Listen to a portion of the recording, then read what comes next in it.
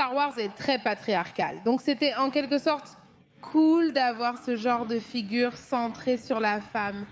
Je crois que c'est génial que R2-D2 soit lesbienne. J'aimerais que les vaisseaux spatiaux existent. Je pourrais donc utiliser un pour quitter cette maudite planète.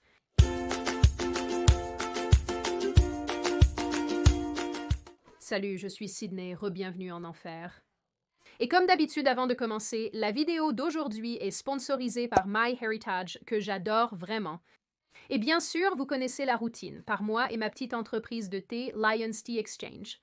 Si vous avez manqué mon dernier clip, je viens de fêter mon anniversaire et pour célébrer, je propose aux adorables personnes comme vous une réduction de 10% sur tous les articles de la boutique.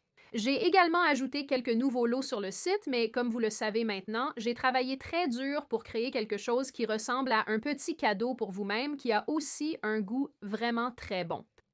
Alors, utilisez le code THEWAL pour obtenir 10% de réduction. Achetez-vous une boîte. Je mettrai le lien dans la description. Donc, au cours des dernières semaines, j'ai observé en silence depuis la touche la panique totale sur Internet. Concernant la série Star Wars, l'Acolyte. Et honnêtement, ce n'est pas vraiment difficile à comprendre pourquoi. D'une manière ou d'une autre, l'émission a réussi à inclure des références aux non-binaires et ils, elles, qui cela veut dire? C'est puzzle. Est-il ou sont-ils avec nous? C'est tellement clairement Star Wars. Ne saviez-vous pas que Chewbacca est en fait un Fury et fait partie de la communauté lesbienne, gay, bisexuelle et transgenre? Dans un triangle amoureux avec Yoda? Et tous les Ewoks? Et l'actrice principale, Amandla Stenberg, qui est également non-binaire, Alzel, a traité tout le monde de raciste et de bigot dans un rap pour ne pas aimer son émission. Je vous laisse seule avec l'industrie du divertissement pendant 5 minutes et voilà ce que je retrouve. Stenberg a également réussi à revendiquer des droits d'auteur sur des personnes sur YouTube pour avoir utilisé de minuscules extraits de son rap, notamment le podcast Side Scrollers, qui a utilisé une section de sa vidéo dans leur vidéo. Je leur ai effectivement posé la question à ce sujet et ils ont dit qu'ils étaient surpris qu'elle ait pu placer sa chanson dans le système de droits d'auteur de YouTube, manifestement en sachant que les gens allaient réagir à cela sur YouTube. Donc oui, il y a ça. Disney/Star Wars envoie clairement leur meilleur. Mais sérieusement, pour ceux d'entre vous qui ont suivi ce drame, il semble vraiment que l'Acolyte soit une autre tentative de Disney pour imposer le féminisme d'entreprise à tout le monde. Déconstruire les thèmes bien compris de Star Wars, miner les personnages masculins et s'assurer que tous les personnages féminins sont forts et sans défaut. Donc mon personnage, vous savez, elle est une leader puissante. Elle est une leader puissante? Oui, oui. Dans un monde très centré sur les femmes, ce qui m'a beaucoup enthousiasmée d'y être, car je perçois Star Wars comme étant assez patriarcal. Donc c'était plutôt cool d'avoir, disons, cette sorte de figure centrée sur la femme. Et il semble vraiment que pas un seul acteur ou actrice dans l'Acolyte, et probablement, honnêtement, dans le reste de leurs émissions et films, ne peut même pas comprendre ce qu'est Star Wars et son héritage. Avec la plupart des actrices en particulier qui répètent des points de discussion autour du féminisme et du pouvoir des femmes, et de la diversité dans un monde dominé par les hommes. Pense que quand il s'agit du monde de la fantasy et de la science-fiction en général, cela n'a pas toujours semblé être un espace sûr pour les personnes de couleur. C'est un monde que j'aime profondément et où j'ai investi. Alors, pour faire partie de quelque manière, forme ou façon de la vague qui introduit l'inclusion et la sécurité. Pour les nerds noirs, c'est comme si mon rêve devenait réalité. Mais vraiment, de qui pourrait les blâmer, étant donné que les femmes au sommet qui dirigent ces changements ne le font même pas?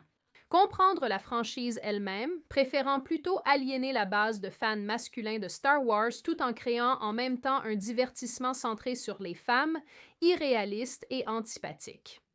Disney joue à ce jeu depuis un certain temps, la plupart de ses remakes de princesses étant fortement orientés vers ces thèmes et beaucoup des émissions et films Marvel nous donnent à plusieurs reprises des personnages à la Mary Sue, mais Star Wars est peut-être celui qui subit le plus l'assaut du féminisme et des messages politiques insupportables. Et c'est encore pire du fait qu'il semble beaucoup de personnes derrière ces changements horribles sont des femmes, ce qui est juste, comme si embarrassant pour nous toutes.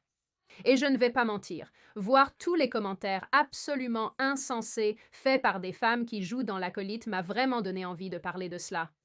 C'est donc de cela que nous allons parler aujourd'hui, les femmes qui détruisent Star Wars, pourquoi elles le font et comment nous pouvons arrêter ces absurdités.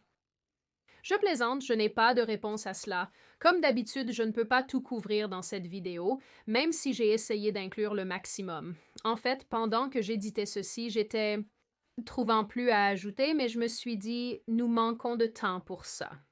Mais avant que vous ne montiez à nouveau dans ma gondole infernale et que nous pleurions nos larmes salées de tristesse pour remplir ce lac de tristesse sur lequel nous flottons, écoutons le message de notre sponsor d'aujourd'hui, MyHeritage.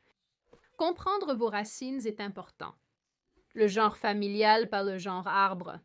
Vous pouvez vous renseigner sur vous-même et votre famille, comme qui aurait pu être un tireur d'élite ou un tueur en série. Sinon, non. Et parce que j'ai toujours voulu en savoir plus sur mon histoire, parce que ma famille vient de partout en Europe, j'étais vraiment excitée de m'associer à MyHeritage pour en savoir plus sur mon arbre généalogique. Avec MyHeritage, j'ai pu retracer mon famille jusqu'au 16e siècle du côté de mon père. Ceci, par exemple, est mon arrière-arrière-arrière-arrière-grand-père. Beau gosse, MyHeritage vous permet de télécharger et améliorer des images comme celle-ci, de les coloriser, voire les animer, ce qui est incroyable, incroyablement cool. J'ai également pu corriger certaines choses moins comprises du côté de ma mère, comme le véritable nom de jeune fille de sa grand-mère. Et tout cela était en fait raisonnablement facile à faire parce que MyHeritage abrite plus de 19 milliards de documents historiques provenant de partout dans le monde qui vous aident à trouver des registres de vos membres de famille. Comme ce recensement ici pour ma grand-mère, qui a peut-être menti sur son âge, ou ce autre recensement où le nom de mon grand-père est mystérieusement orthographié avec un V au lieu d'un B. MyHeritage a également une fonctionnalité appelée Découvertes instantanées, où avec une poignée de membres de famille connus, il commencera à assembler votre arbre généalogique pour vous. Donc, si vous aussi vous voulez en savoir plus sur vos racines, alors cliquez sur le lien dans la description ou scannez le code QR à l'écran pour commencer votre essai gratuit de 14 jours avec MyHeritage. En 2012, peu après que Disney ait acheté la propriété médiatique Star Wars, le créateur du film George Lucas s'est assis avec la nouvelle présidente de Lucasfilm, Kathleen Kennedy.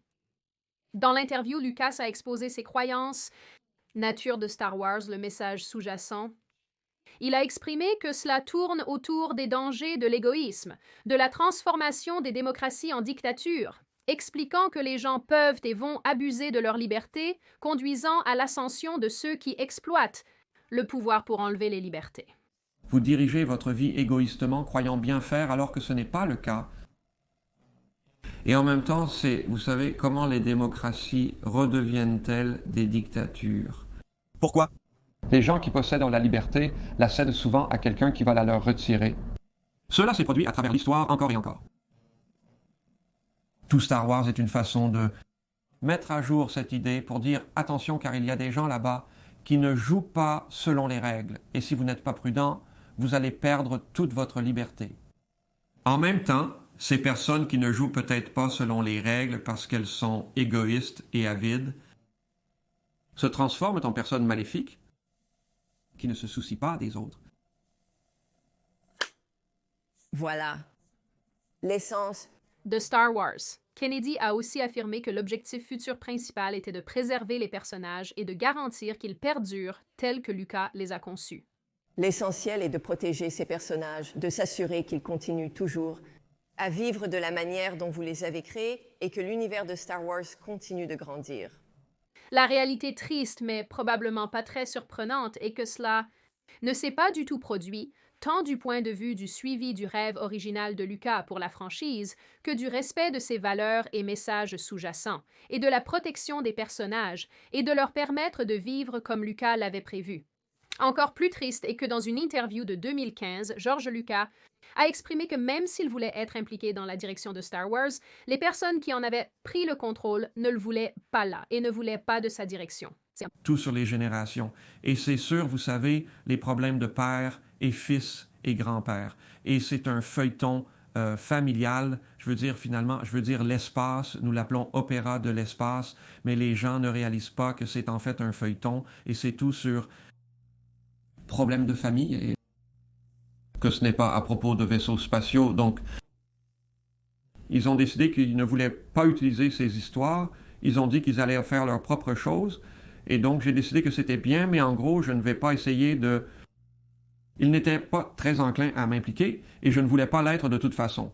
Même si je leur ai laissé un vaste catalogue de matériel à exploiter, je n'ai plus le contrôle et toute intervention de ma part ne ferait que tout gâcher. Et malgré le fait qu'il leur avait laissé un énorme catalogue de matériel à partir duquel travailler, Star Wars, sous la direction de Kathleen Kennedy, a pris la voie du féminisme d'entreprise et des pratiques de diversité courantes aujourd'hui à Hollywood. Tout cela semble avoir commencé avec le film de 2015 The Force Awakens, un ajout à la franchise Star Wars qui se concentrait sur une histoire menée par une femme avec le personnage Rey. Dès le départ, l'intrigue de Rey a fait secouer la tête à de nombreux, très nombreux fans. Quelques-uns ont affirmé qu'elle n'en avait pas arc de caractère significatif et est devenue excellente dans de nombreux domaines sans aucun savoir préalable, encadrement et formation limitée. Rey était naturellement douée pour des choses qui ont pris des années à des personnages puissants et des années à accomplir. Notamment Luke Skywalker et, si nous pouvons tirer quelqu'un de ses films plus récents, Kylo Ren. Il est intéressant de noter que même à cette époque, l'agenda du féminisme était bien et véritablement en place. Et si vous vous remémorez l'interview de George Lucas de 2015 que je viens de mentionner, c'est encore plus déprimant quand vous réalisez que Le Réveil de la Force avait été publié seulement quelques mois plus tôt. Pauvre George. En fait, pour ajouter à cela, j'ai trouvé une vidéo particulièrement frustrante où Kathleen Kennedy parle de George Lucas comme s'il était mort. Il n'y a pas un jour qui passe ou qui est passé pendant que nous faisions le film où nous ne parlons pas de George. Vous savez, c'est la norme que ferait George. Vous pourriez juste l'appeler Kathleen, mais vous ne le ferez pas car vous êtes une pince à salade en sueur qui l'a repoussé. Félicitations, vous avez tué les rêves d'un homme. Probablement pas la première fois, mais non. Particulièrement surprenant que Star Wars commençait à prendre cette route. Tout le monde gravitant autour du projet et de Lucasfilm avait été très ouvert sur leur but de communication.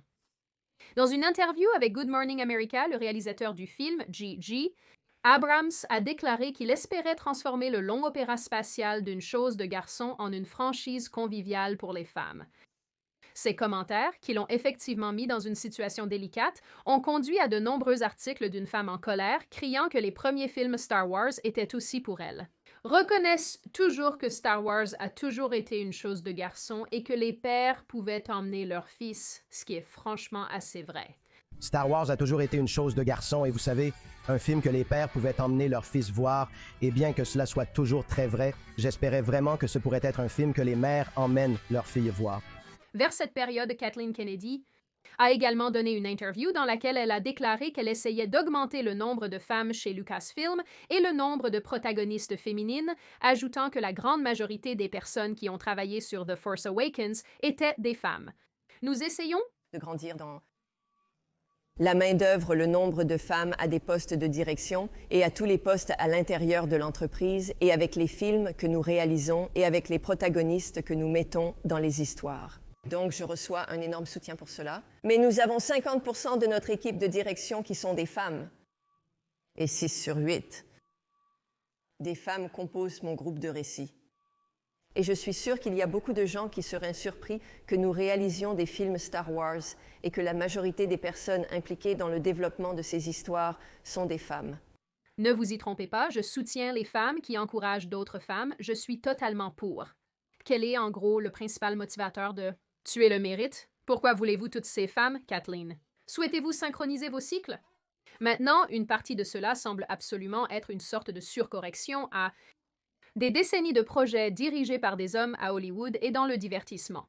Après tout, ce n'est que ces dernières années que les créatrices ont commencé à prendre plus de place dans l'industrie, après beaucoup de femmes d'autrefois qui ont attesté à quel point il était difficile de percer dans le domaine du divertissement et d'être ensuite prises au sérieux. Certains des classiques les plus notables et les plus aimés sont des films axés sur les hommes, orientés vers les hommes et qui plaisent fortement au public masculin. Et bien que je puisse comprendre l'envie de voir plus de choses qui plaisent aux femmes, plus de choses qui impliquent des femmes, vous savez, comme je suis toujours là pour ça, vous savez que j'adore une bonne héroïne bien écrite, je ne pense pas que la façon de procéder soit d'essayer d'imposer le féminisme et la diversité dans ce qui existe déjà. Mais cela semble être l'un des problèmes centraux avec Kathleen Kennedy et son groupe de créatrices. Selon ces femmes, en ce qui concerne Star Wars, il doit y avoir plus de représentation féminine, même si cela n'a pas de sens et même si le public ne l'aime pas. Même aussi loin qu'en 2012, Kathleen Kennedy avait littéralement rassemblé un groupe exclusivement féminin de scénaristes, réalisatrices et showrunners. Certaines d'entre elles, notamment Kiri Hart, Rain Roberts et Carrie Beck, ont occupé et continuent d'occuper des postes de direction chez Lucasfilm. Et chacune de ces femmes, apparemment dès le premier jour, était unie avec Kathleen Kennedy dans sa quête pour réorienter complètement la franchise Star Wars. Que ce soit en embauchant des femmes pour des tâches spécifiques au sein de l'entreprise, des scénaristes, des réalisatrices, d'autres personnes qui travaillent dans l'espace, ou en imposant la représentation féminine et la diversité dans chaque projet. Et si vous pensez que j'exagère, ce n'est pas le cas. En 2017, le New York Times a publié un article intitulé « Les femmes qui dirigent l'univers Star Wars ». L'article discutait du groupe d'histoire exclusivement féminin de Kiri Hart, expliquant qu'au début, elle se réunissait littéralement pour discuter de la manière dont elle voulait créer plus de personnages féminins. Aujourd'hui, le groupe d'histoire s'est élargi et a ajouté une poignée d'hommes, ce qui, je veux dire, c'est bien, mais leurs objectifs sont plus de femmes et de diversité ou similaires. Commençons par exemple, le développement de l'histoire d'Ahsoka dans la franchise. Un personnage qui, soit dit en passant, n'a pas du tout été bien reçu par le public à l'origine. Ah, c'est un thème ici. Cependant, le groupe a continué avec elle malgré tout, lui permettant d'assouvir un désir pour une autre actrice principale et quelqu'un qui ne semble pas blanc. Cela est aussi attribué à sa couleur orange, je suppose. Au groupe d'écriture avec les personnages diversifiés dans The Last Jedi, pointant spécifiquement vers Rose Tico, jouée par Kelly Marie Tran, la première femme asiatique-américaine à jouer dans la saga. Oh mon Dieu, nos barrières à l'entrée sont si basses. Et grâce à leurs efforts, ce groupe d'écriture principalement féminin a pu se féliciter d'avoir inclus plus de femmes et plus de personnes non blanches et plus de diversité que jamais auparavant. Mais évidemment, cette pensée féministe progressiste ne s'est pas arrêtée à 2017. Si quoi que ce soit, cela n'a fait que s'accélérer depuis lors. Non seulement parce que nous avons été saturés de contenu Star Wars, mais ce qui est produit semble complètement différent de la vision originale de Lucas et franchement, du moins à mon avis, c'est un peu une parodie. C'est le moins qu'on puisse dire, évidemment. C'est en fait terrible. Cela me rend donc triste. Je ne peux pas m'empêcher de me sentir mal pour ce gars parce que toute sa contribution, tout ce qu'il a apporté au monde, est devenu une énorme déception. En avril 2023, Kathleen Kennedy a dit que même plus de projets dirigés par des femmes étaient à l'horizon, insistant sur le fait qu'il ne cherche pas à avoir des femmes aux commandes, mais cela se passe juste de cette façon.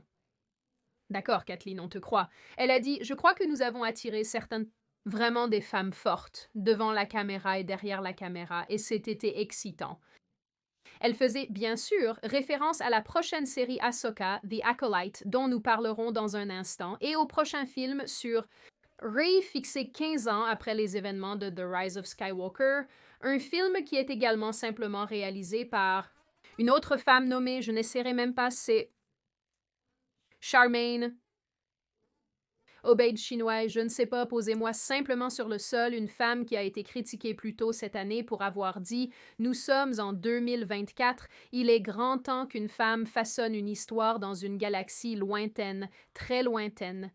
Nous l'avons déjà fait depuis un certain nombre d'années. C'est pourquoi votre franchise meurt. » Les réactions négatives qu'elle a reçues pour son commentaire n'étaient rien comparées à la tempête de haine qui se prépare à propos de l'Acolyte, probablement l'une des pires créations que l'univers Star Wars ait jamais faite. L'Acolyte était voué à l'échec dès le départ pour une multitude de raisons, à commencer par les blagues de la distribution à propos de « C'est la création la plus gaie de l'histoire de Star Wars ». Je voudrais vous poser une question, car c'est probablement le Star Wars le plus gai. Je pense pas. Une marge considérable Êtes-vous excité à ce sujet? Pas l'étoile la plus gaie! C'est assez gay, soyons honnêtes. Wesley, comment vas-tu? Je suis gay? Tu dis que oui, je demande. Es-tu excité à l'idée de mettre cela, tu sais? Cela va être un sujet de discussion. Cela sera-t-il débattu? Je suis sûre que certains... Parce que les nerds sont gays. Ouais, eh bien... Certains nerds ne sont pas du tout gays et sont très menacés par les choses gays. Eh bien, c'est vrai, mais dans mon monde, les nerds sont gays. À la showrunner Leslie Headland et à l'actrice principale Amanda Stenberg qui attaquent le public pour ne pas avoir apprécié le coven de sorcières magiques lesbiennes qui leur a été donné dans l'épisode 3.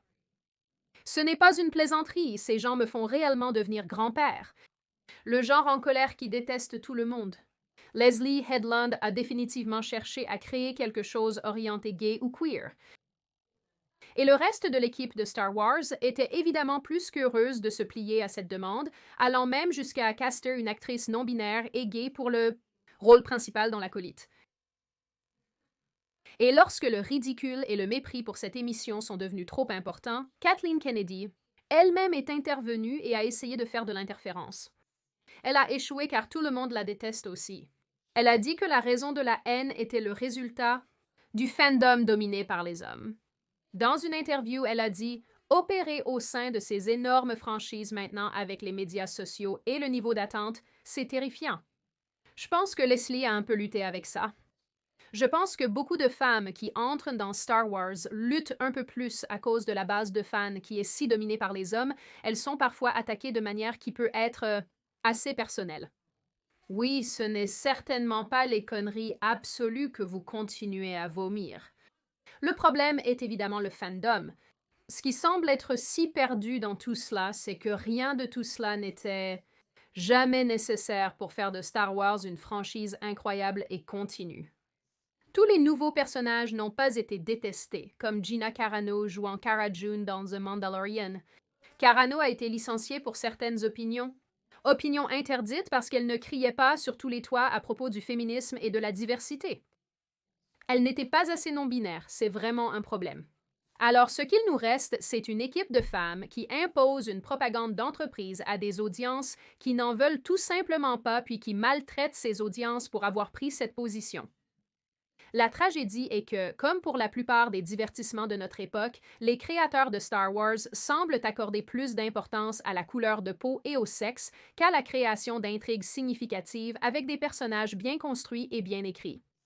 Même durant le travail sur le réveil de la Force, les créateurs ont affirmé dans les interviews qu'ils ont essentiellement choisi une actrice principale parce qu'ils croyaient qu'il n'y en avait pas eu auparavant. Alors, qui est la princesse Leia, mes amis? Ces créateurs, bizarrement dans leurs propres mots, finissent par décrire Rey comme ce personnage de Mary Sue qu'elle s'est finalement avérée être. Et ils sont bizarrement si joyeux à ce sujet, c'est très déroutant. Et ce que cela m'indique, du moins, c'est que ces créatifs ne sont pas sûrs de leur capacité d'écriture propre. Et ils ne semblent pas croire que les femmes peuvent s'identifier aux personnages masculins de la franchise comme Luke Skywalker, Anakin ou Yoda. Alors, au lieu de nous donner l'opportunité d'aimer un personnage par nous-mêmes, indépendamment de leur sexe, ils ont plutôt décidé d'insérer Rey ou Ahsoka ou Osha pour rendre le tout plus féminin et accueillant. Mais la réalité est que c'était déjà un peu le cas. Une des choses les plus tristes pour moi, comme mentionné et dit dans d'autres vidéos, c'est que les personnages féminins vraiment bien écrits sont honnêtement si agréables à regarder. Si souvent, on nous donne plutôt des femmes dont les caractéristiques sont entièrement construites autour de l'idée d'être meilleures que leurs homologues masculins, qui sont rendus artificiellement plus faibles, moins intelligents, moins utiles et parfois même stupides. Créer et ajouter des personnages féminins aujourd'hui semble presque être fait pour la forme, et leur inclusion ne devrait pas se faire au détriment de tous les personnages masculins qui les entourent. Cela ne devrait pas non plus se faire au détriment de donner à ces femmes un caractère réellement significatif, des arcs narratifs et un développement de personnages, des défauts et des luttes, et une personnalité à laquelle on peut s'identifier, ce qui leur manque presque toujours. Les femmes qui travaillent sur Star Wars aujourd'hui sont le symptôme d'un obsession culturelle continue de rectifier les préjugés de genre perçus dans le passé dans le divertissement, quand il y avait apparemment trop d'hommes et trop d'hommes blancs. Dans cette tentative de rendre Star Wars moins problématique pour les publics modernes en introduisant de nouveaux personnages qui s'alignent sur les sensibilités modernes ou en forçant des intrigues chargées d'éléments de messages politiques de gauche, nous sommes finalement laissés avec un divertissement qui est au fond une complaisance insatisfaisante. Le fait est qu'il n'y a rien de mal à ce que Star Wars soit, à l'origine et pour toujours, une franchise qui est tout simplement plus attrayante pour les hommes. Cela ne signifie pas qu'elle ne peut pas et n'a pas d'attrait pour les femmes. Les itérations inutiles ciblées par genre que nous voyons actuellement ne feront que rendre tout le monde malheureux tout en énervant le Public Original. Quelque chose que je voulais aussi ajouter ici, mais je ne savais pas où le mettre, alors je le mets ici, c'est que George Lucas a récemment répondu à certaines de ses critiques féministes d'entreprise lors du Festival de Cannes 2024. Il a mentionné que des gens ont accusé ses films de ne pas avoir de personnages féminins. Il répond « Qui pensez-vous que soit le héros ?» Plus tard, quand ils faisaient plus de films, ils ont dit « Il n'y a pas de femmes dans les films ». J'ai dit « Mais qui pensez-vous que sont les héros dans ces films ?» Que pensez-vous que la princesse Leia était? Elle est à la tête de la rébellion. C'est elle qui prend en charge ce jeune garçon qui ne sait rien. Et ce gars bruyant qui prétend tout savoir mais qui ne peut rien faire et essaie de sauver la rébellion avec ses clowns. J'ai dit, elle est l'héroïne du film. Il mentionne aussi la reine Amidala et insiste sur le fait qu'on ne peut pas simplement mettre une femme en pantalon et s'attendre à ce qu'elle soit une héroïne. Il s'agit de son cerveau et de sa capacité à planifier, à réfléchir et à être logique. Et ils ont dit, eh bien, mais il n'y a pas de femme, tu sais. J'ai dit, tu ne peux pas simplement mettre une femme en pantalon et s'attendre à ce qu'elle soit une héroïne. Tu sais, elles peuvent porter ce qu'elles veulent, y compris des robes. C'est leur cerveau et leur capacité à penser, à planifier et à être logique. Et tu sais, c'est ça le héros. Alors la question se pose. Pourquoi ces femmes détruisent-elles cette franchise? Comme je l'ai mentionné précédemment, encore et encore, comme un disque rayé, une partie du problème ici est que ces personnes ne créent jamais rien d'original. Au lieu de créer quelque chose de nouveau et de frais qu'ils aimeraient voir, ils se feraient plutôt un chemin dans ce qui existe déjà. Comme observé lors de ces échanges de races, par exemple. Pourquoi créer un super-héros noir quand on peut simplement rendre Superman noir?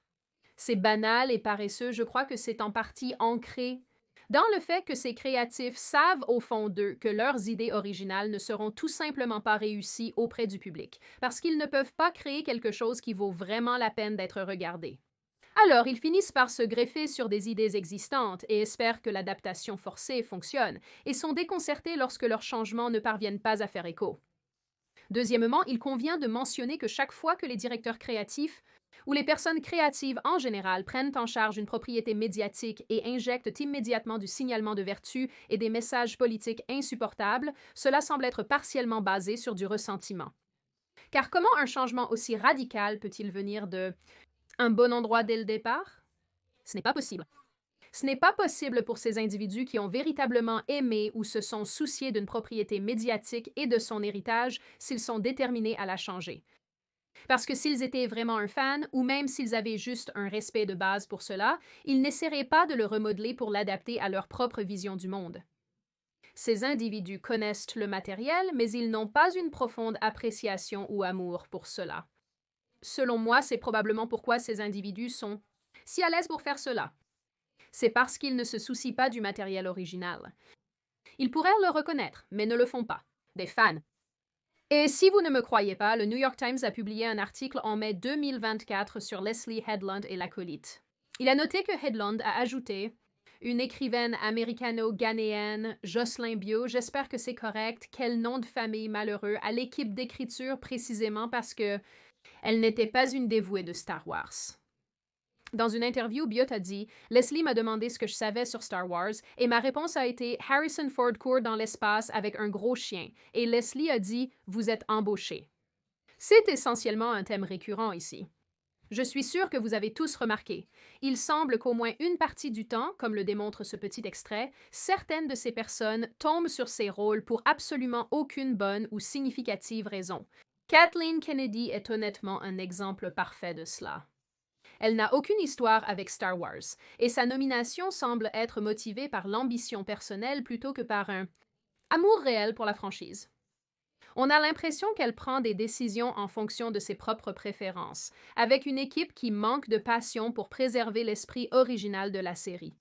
Enfin, et je pense que c'est l'un des points les plus importants à noter, il y a une tendance récurrente avec ces créatrices. Elles ne peuvent pas s'identifier aux personnages qui ne leur ressemblent pas, et elles ne pensent pas que quiconque puisse le faire non plus. Parce qu'avec ces femmes, leur créativité commence et s'arrête au miroir si elles ne voient pas un direct reflet parallèle d'elles-mêmes dans un média, elles ne comprennent pas comment elles pourraient éventuellement l'aimer ou s'y identifier. Étant donné qu'elles se sont insinuées dans ces rôles et ont assumé la direction créative, elles éliminent les choses qu'elles n'aiment pas ou ne comprennent pas. Et les choses qu'elles n'aiment pas, ne comprennent pas sont essentiellement tout ce qui n'est pas comme elles, ce qui était tout avant qu'elles ne s'impliquent. Donc, encore une fois, elles ne sont pas fans, elles ne se soucient pas de Star Wars, elles ne se voient pas dans sa vision originale. Donc, leur objectif est de le réinventer, de le réviser pour qu'il ait enfin un sens pour elles. C'est juste le thème ici que nous voyons encore et encore et encore et encore et encore une fois. La dernière chose que je veux ajouter ici, c'est que je ne veux pas que des vidéos comme celle-ci se transforment en séances de dénigrement des femmes parce que je suis certaine, et en fait je sais, qu'il y a beaucoup de femmes qui travaillent dans les domaines créatifs, qui apportent de très grandes contributions et qui ne sont pas comme ça. Et le fait est, je ne veux pas que leurs contributions soient associées à ces imbéciles écrasés. Je me suis également beaucoup concentrée sur les personnages féminins dans cette vidéo parce que cela semble être ceux sur lesquels les femmes en charge de Star Wars sont le plus concentrées. Je pense qu'il y a aussi des personnages masculins très discutables sur lesquels j'aurais pu me pencher, mais encore une fois, les personnages féminins mentionnés à plusieurs reprises par ces dames étaient donc désolés sur le bio. Rien de mal avec les personnages féminins à tous s'ils sont bien développés et bien créés, et non pas d'étranges personnes féministes terribles. Enfin, il y a réellement rien de mal du tout à vouloir raconter une histoire spécifique, mais enfoncer le féminisme d'entreprise dans absolument tout à chaque occasion ne satisfera ni n'impressionnera jamais le public, que les spectateurs soient des hommes ou des femmes. Et à la fin, des messages politiques comme celui-ci, que ces femmes, que ces créatifs, que ces personnes sont tellement obsédés par ne surpasseront jamais le bien et une narration pertinente. Maintenant, avant d'ouvrir la parole à tous, c'est juste un rappel pour consulter MyHeritage en utilisant le lien dans la description ou en scannant le code QR à l'écran. Je vous promets, vous devriez vraiment profiter de leur essai gratuit de 14 jours. C'est passionnant. Vous apprendrez beaucoup sur votre histoire. Je recommande à la plupart des gens de le faire. D'où ils viennent. N'oubliez pas non plus de cliquer sur le lien dans la description ou d'aller sur lionsexchange.com, ma petite entreprise, pour profiter de cette célébration d'anniversaire que j'ai en cours. Utilisez Toile pour 10% de réduction sur tout le magasin. Maintenant, c'est à vous de parler. Qu'en pensez-vous tous? Êtes-vous quelqu'un qui aime ça? La version actuelle de Star Wars et vous aimez les spectacles et les films et ce qui se passe avec l'entreprise? Détestez-vous cela et pensez-vous que c'est terrible et vous souhaitez qu'ils arrêtent simplement? Pensez-vous qu'il y a besoin de plus de personnages féminins et attirant les femmes en tant que public? Croyez-vous que cela n'est pas nécessaire et que les femmes peuvent simplement se contenter de ce qui est déjà à l'écran? Que pensez-vous des femmes à la tête de cette entreprise, des femmes qui travaillent sur ces projets? Ont-elles raison, ont-elles tort? Sont-elles bonnes, sont-elles mauvaises? Que pensez-vous du féminisme d'entreprise en tant qu'idée générale qui s'infiltre dans l'industrie des médias et l'industrie du divertissement? Est-ce bon, est-ce mauvais? Quelle est votre opinion générale sur cette question? Comme toujours, si vous avez regardé la vidéo jusqu'ici, félicitations. J'aime toujours vous avoir pour tout le voyage. Si vous êtes nouveau et voulez voir plus de moi, pour plus de ce contenu, abonnez-vous à la chaîne et laissez cette vidéo un j'aime et un commentaire car je lis la majorité d'entre eux et j'aime vraiment lire vos retours. Bien sûr, si vous avez des idées ou des suggestions de vidéos, n'hésitez pas à me le faire savoir car j'ai une liste en cours de toutes celles-ci, mais en attendant, je vous retrouverai superbe personne dans la prochaine vidéo.